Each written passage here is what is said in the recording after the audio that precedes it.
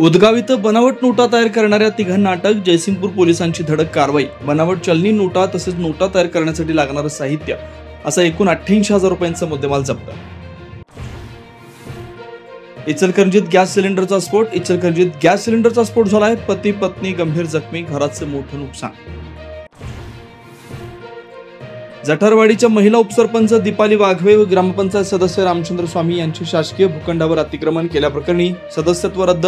जिल्हाधिकारी यांच्याकडे दिलेल्या तक्रारीनुसार 2 सदस्यांविरुद्ध निकाल. पवईमध्ये ऑडिशनच्या नावाखाली 17 मुलांना ओलीस ठेवल्याचा प्रकार समोर. पोलिसांकडून आरोपी रोहित आर्याचा एन्काउंटर. सर्व मुलांची सुखरूप सुटका. मुख्यमंत्र्यांच्या भेटीसाठी बच्चू कडूंसह इतर नेते सह्याद्री अतिथीगृहावर दाखल. बैठकीचं दोन्ही उपमुख्यमंत्री मंत्री अधिकाऱ्यांचं 41 जणांना निमंत्रण. तोडगा निघणार का याकडे लक्ष. मतदार याद्यांमधील घोळ आणि ईव्हीएम बाबत राज ठाकरेंचं थोड्याच वेळात सादरीकरण. निवडणूक आयोगाच्या भोंगळ कारभारावर ओढणार ताशेरे. 1 नोव्हेंबरला दुपारी 1 ते 4 या वेळेत महाविकास आघाडी आणि मनसेचा निवडणूक आयोगाविरोधात सत्याचा मोर्चा. राज ठाकरे, उद्धव ठाकरे, शरद पवारांच्या उपस्थितीत झालेल्या बैठकीत निर्णय. मोर्चाला महाविकास आघाडीसह विरोधी पक्षांचे सर्व वरिष्ठ नेते उपस्थित राहणार.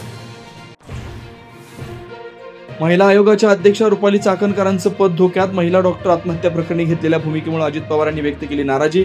तर दोन्ही आरोपींना सुनावली 2 दिवसांची पोलीस कोठडी. धर्मदाय आयुक्तांच्या आदेशानं अखेर जैन बोर्डिंग संदर्भातला व्यवहार रद्द.